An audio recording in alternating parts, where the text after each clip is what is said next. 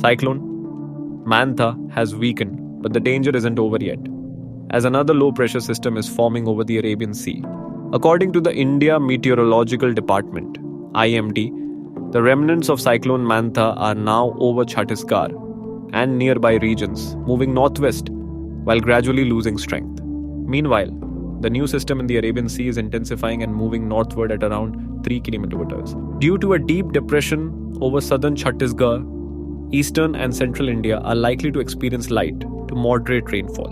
Gujarat, Saurashtra, and Kutch may see thunderstorms with heavy rain and winds up to 60 km along the coast. In West Bengal, heavy rain is forecast till Saturday in Alipurduar, Kutch, Bihar, Darjeeling, and Kalimpong, with possible landslides. Birbhum, Murshidabad, West Burdwan, and Purulia may also receive heavy rainfall, while other southern districts are expected to get light to moderate showers.